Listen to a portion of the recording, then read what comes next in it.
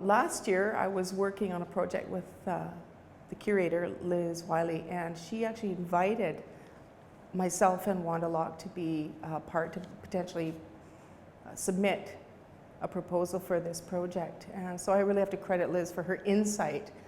Wanda and I have worked in a variety of capacities over the past 20 years, and so it was a great fit, I think. In choosing some of the plants for this exhibit, there was some sensibility given to plant mythology and their habits.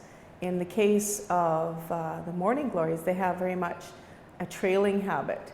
And they seem to fit well with the escape theme because on one hand, they are escaping, they're reaching up to the sky to escape the somewhat could be claustrophobic nature of the space.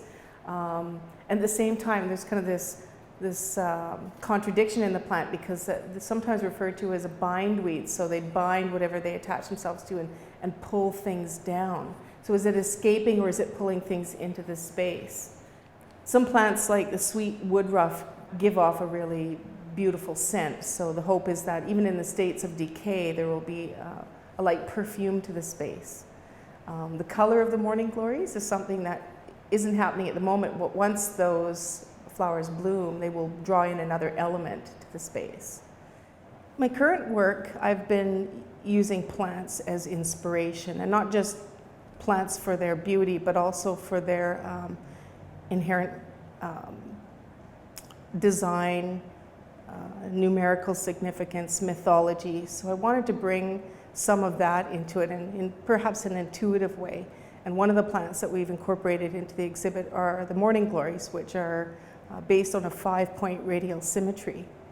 And so there was the inspiration to create the enclosure that had 5 sides. Probably one of the main challenges is the dynamic climatic conditions of the space, being hot and dry during the summer, being predominantly in shade. So we had to find plants that would thrive in those conditions, and so that was some challenge.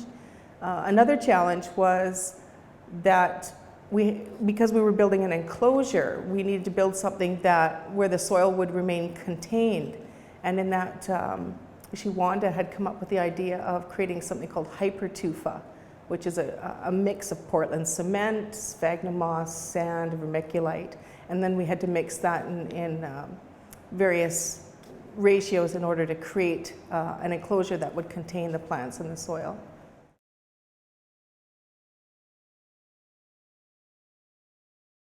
One of my most favorite spots in Vancouver when I go down to visit is the old polar bear exhibit in Stanley Park.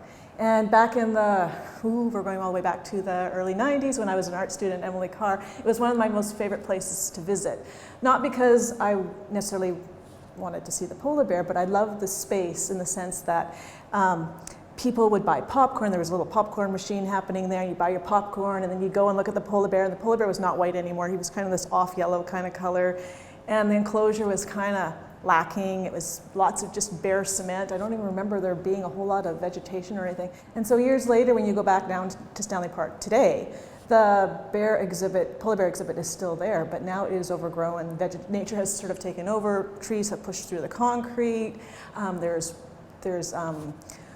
lack for a better term, weeds, but natural native species sort of growing up and popping up in the exhibit. And you can actually, I don't know if you're supposed to, but you could climb into the exhibit now, which is kind of an interesting sensation because, is the bear still there, right? The big gate's still there, it's all rusted now and everything, but it gives you this weird sensation of, at one time I was viewer and now I'm actually into the space. And I love that whole idea of before and after kind of thing. And that was our jumping off point for this escape artist exhibit at the Kelowna Art Gallery. And Rena and I talked about that for quite some time, about that whole idea of people watching nature as nature watching back, and the remnants of what happens when humans leave, or in this case, whatever was in the space left too, and how nature takes over.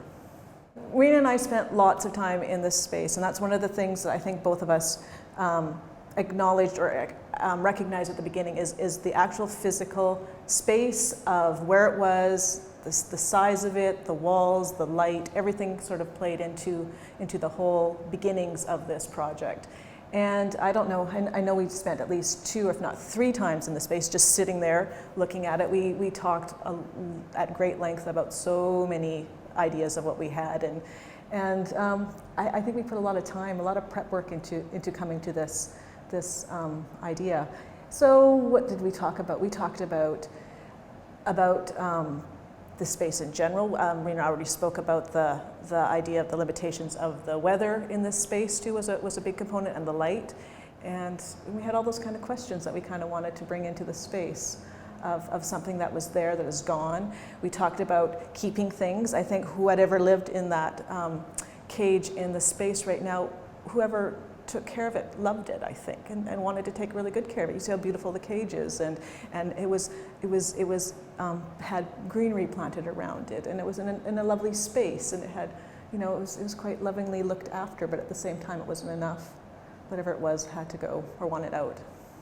So we have a few elements in our lovely space. We have a door, old worn blue door that sits up on the wall, and it's an escape route as well, but it's also not accessible to everybody to escape to. And where the door leads to, I have no idea. But it was to add an element that whatever was living in the space has gone, or maybe has gone, we don't know. But that is one of the possibilities of where it went. And I think there's elements in the space. We have the female statue, we have the line, we have the lamppost, and we have the cement urns that are all planted as well too. And these are all elements that I think sort of reference a storytelling kind of gives it a little bit more layers to the space, I guess.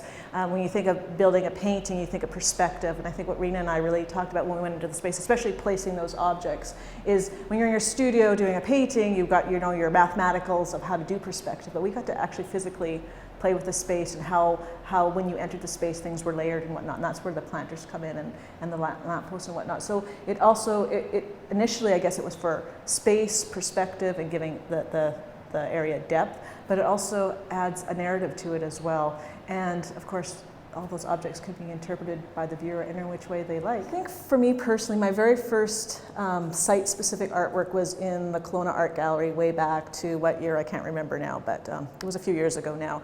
And that was an art project where I actually, again, like this project, spent time at the airport, sort of looked at the space where this final piece was going to go, who was looking at it, how are they looking at it, how long would they be looking at it, and whatnot. And I just love that idea of doing site-specific artwork, as opposed to me in the studio going la la la, kind of in my own little world, and then plunking it down into some other space.